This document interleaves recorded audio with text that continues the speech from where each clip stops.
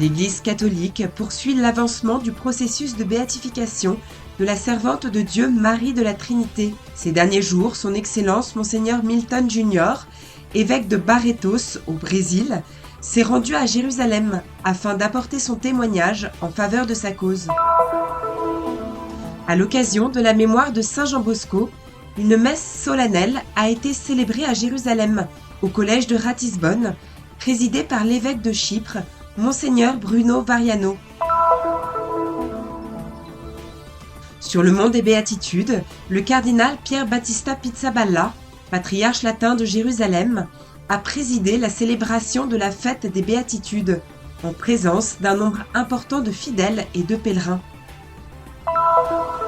Le 2 février, au patriarcat latin de Jérusalem, s'est tenue une célébration rassemblant des membres de plusieurs ordres religieux venus commémorer leur fête et renouveler leur engagement dans leur vocation. Le patriarcat grec orthodoxe de Jérusalem et la custodie de Terre Sainte ont annoncé le début des travaux de restauration de la grotte de la basilique de la Nativité à Bethléem, en collaboration avec le patriarcat arménien orthodoxe, tout en respectant le statu quo des lieux saints.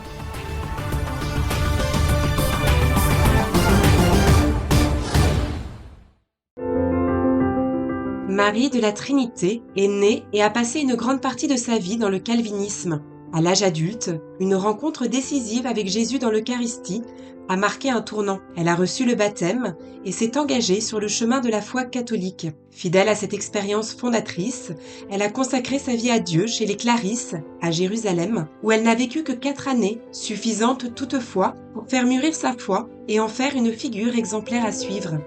Muitos que viveram durante tantos anos Beaucoup de ceux qui reviennent aujourd'hui à l'Église catholique, après avoir passé des années au sein de communautés évangéliques, prennent conscience que c'est dans l'Église que sont conservées la tradition et la foi transmise par les apôtres. aquilo que os apóstolos nos transmitiram.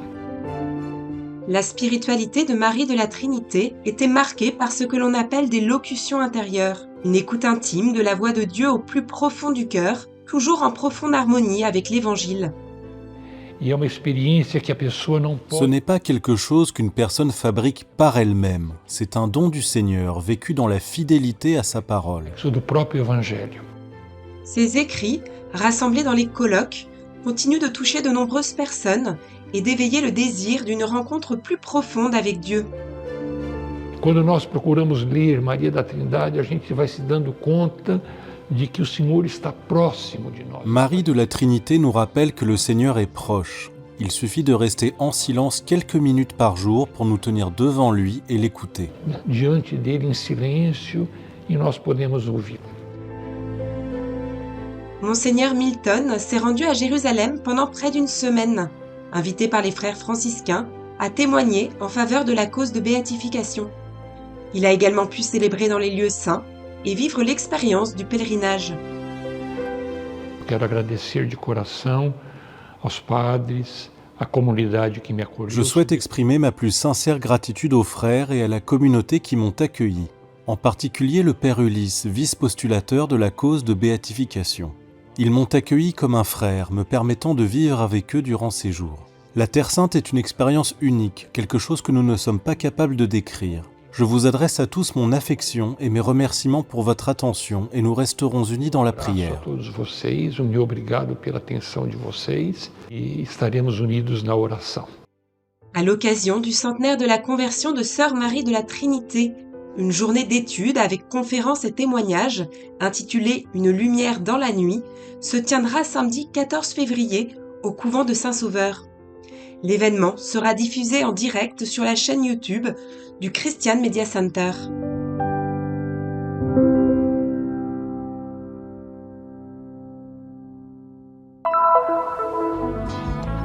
Ce 31 janvier, au monastère salésien de Ratisbonne, la fête de Saint Jean Bosco a été célébrée dans l'église récemment rénovée. Le message de Don Bosco ne s'adresse pas seulement aux Salésiens, mais à l'église tout entière. Un message de paix, d'éducation et de partage. C'est ainsi que l'église salésienne de Jérusalem a célébré sa fête. If Don Bosco was alive today, Si Don Bosco était vivant aujourd'hui, il s'adresserait simplement à nous et dirait « Allez à la recherche des brebis perdues. Entrez au milieu d'elles, restez avec elles, prenez l'initiative et dites-leur que Dieu les aime. Elles ont besoin de sentir que Dieu les aime à travers votre amour. » Monseigneur Bruno Variano, vicaire patriarcal à Chypre, a béni l'église restaurée et présidé la messe, accompagnée de chants de fête et de prières. Dans son homélie, Monseigneur Bruno a rappelé l'importance des jeunes, soulignant qu'ils ne sont pas l'avenir de l'Église, mais bien son présent, et que de même que chaque jeune est entre les mains de Dieu, nous sommes appelés à vivre à leur côté. Animé par le désir d'aider les garçons et les filles les plus défavorisés, par l'éducation et le travail, Don Bosco demeure vivant à travers ses enseignements au sein de l'école salésienne de Jérusalem, le Studium Theologicum Salesianum. Cet institut offre une excellente formation aux Salésiens, religieux, séminaristes et laïcs, désireux d'étudier la théologie catholique au cœur même du berceau du christianisme. Les étudiants peuvent venir ici pour étudier la théologie, mais aussi la pastorale, non seulement à partir des livres, mais aussi à partir de cette terre, de l'histoire de cette terre, souvent douloureuse.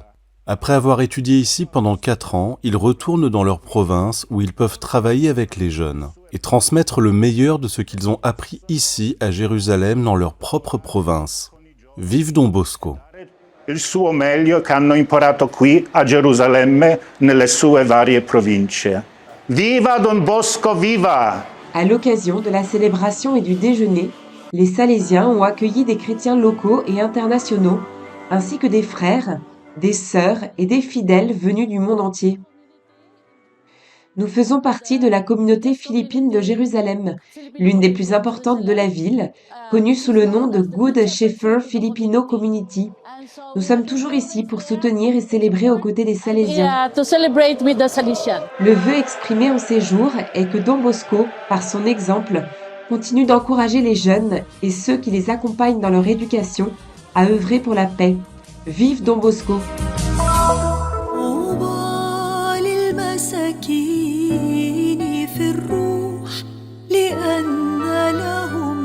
La célébration de la fête des Béatitudes a représenté un moment de réconfort et une invitation à affronter la douleur, rappelant que la consolation se trouve dans la présence de Dieu dans nos cœurs. Heureux les affligés, la consolation pour ceux qui souffrent vient de ceux qui t'aiment. L'amour et consolation, c'est l'unique réponse à la douleur. Il est important de ne pas s'habituer à la souffrance, car cela signifierait renoncer à la joie. La célébration s'est tenue le 1er février sur l'esplanade située devant le sanctuaire des Béatitudes, à environ 150 mètres au-dessus du lac de Tibériade. Édifié en 1938 par l'architecte italien Antonio Barluzzi, l'édifice est surmonté d'une coupole et présente une structure octogonale, symbole des 8 proclamations évangéliques.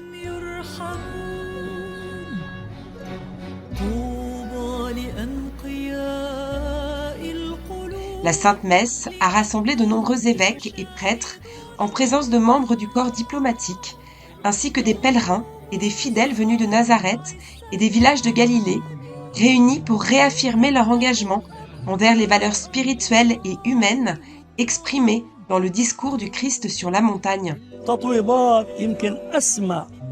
Les béatitudes sont l'enseignement le plus élevé, le plus beau et le plus riche pour toute l'humanité. Elles constituent une véritable constitution morale pour la vie dans le monde et un chemin de vie pour chaque personne. Si tous suivaient cette voie, nous pourrions vivre dans le bien et dans la grâce, et notre terre deviendrait un paradis parmi les peuples.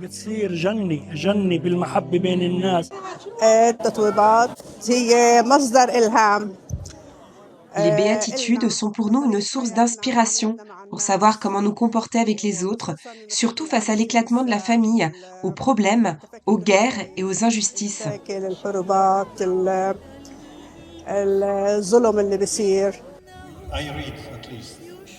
Dans son homélie, le patriarche a rappelé que le Christ a parlé du bonheur dans une terre alors marquée par la fatigue, la pauvreté, les tensions, la peur, l'injustice et les difficultés de coexistence. Il a ajouté que construire la paix, signifie souvent avancer à petits pas, tisser des relations, protéger la dignité et maintenir ouverts les canaux du dialogue, même lorsque tout semble nous pousser à les refermer. Jésus affirme que ceux qui agissent ainsi sont appelés fils de Dieu, car ils ressemblent au Père qui continue de croire en l'homme, même lorsque celui-ci le déçoit ou le trahit. Il a également souligné que la douceur consiste à rester humain lorsque tout nous pousse à déshumaniser l'autre, et à savoir voir la personne là où il est facile de ne voir qu'un ennemi. Avec le retour des pèlerins en Terre Sainte après la fin de la guerre, la diversité culturelle et linguistique des participants à la célébration a reflété la dimension universelle du message du discours sur la montagne, qui transcende le temps et l'espace et s'adresse à la conscience de toute l'humanité. Pour moi, les béatitudes sont comme un programme de vie quotidien. C'est une loi et des règles qui guident chacun de mes jours. La célébration a été une occasion spirituelle de rappeler au monde ses véritables priorités à travers le message du Christ qui invite à la paix intérieure et extérieure, ainsi qu'à la construction d'un monde plus juste et miséricordieux. Les béatitudes constituent en effet un témoignage concret du royaume de Dieu.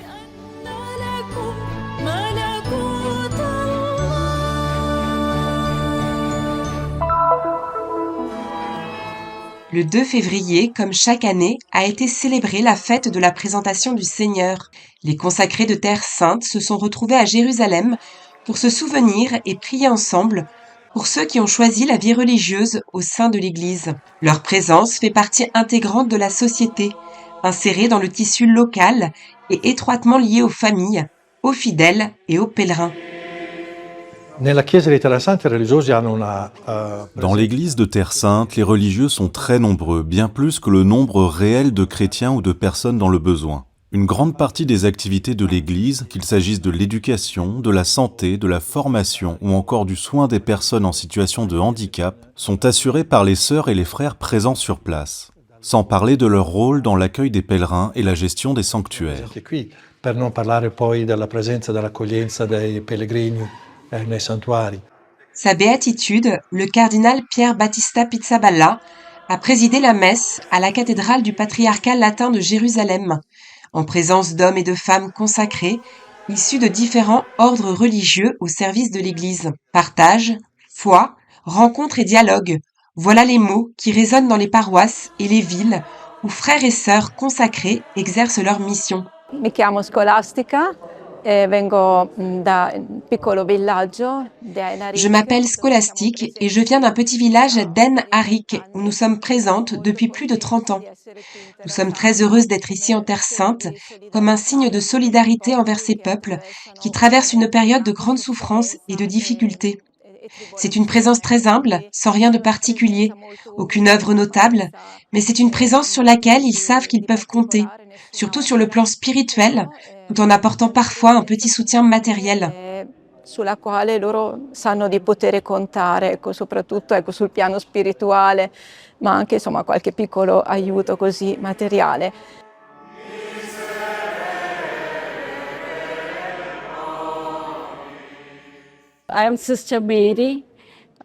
Je suis sœur Marie de la communauté Sister of Charity, aussi appelée sœur de Marie-Enfant en Italie. Je travaille ici à la flagellation avec les pères franciscains.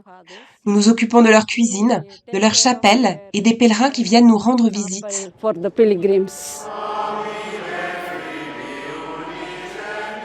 Je m'appelle Maria, je suis espagnole et je vis à Jérusalem depuis 7 ans.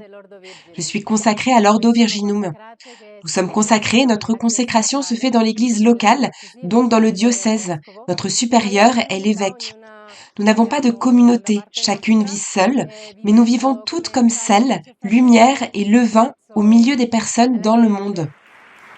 Le cardinal a remercié les participants, rappelant que chaque geste simple et fidèle est un instrument vivant du Christ, et soulignant combien le service rendu jour après jour par chaque communauté locale demeure précieux.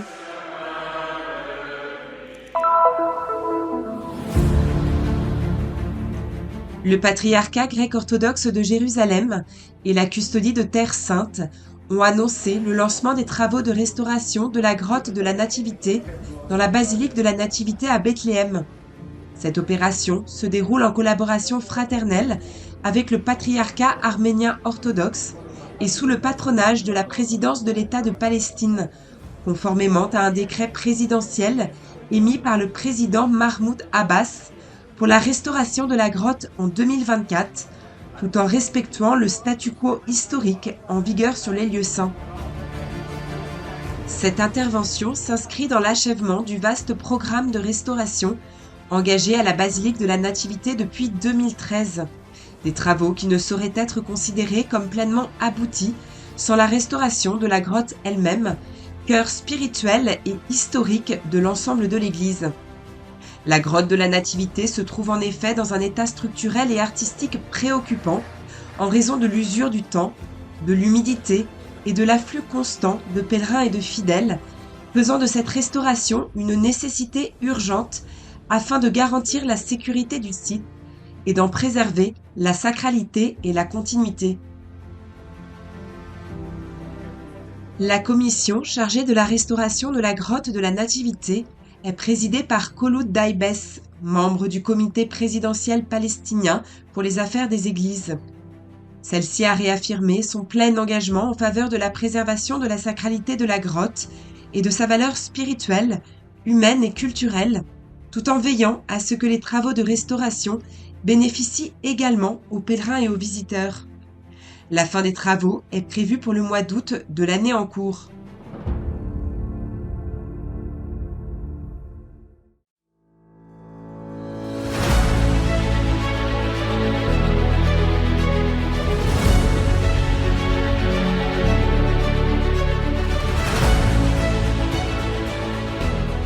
Faites un geste de solidarité et soutenez la mission de la custodie de Terre Sainte. Le Christian Media Center diffuse la bonne nouvelle du Christ en faisant connaître au monde la spiritualité des lieux saints et la vie des chrétiens locaux. Votre contribution nous aidera à porter toujours plus loin l'annonce du Seigneur ressuscité aux hommes et aux femmes de toutes les langues et de toutes les nations. Pour nous aider, il vous suffit de scanner ce QR code. Votre choix fait la différence.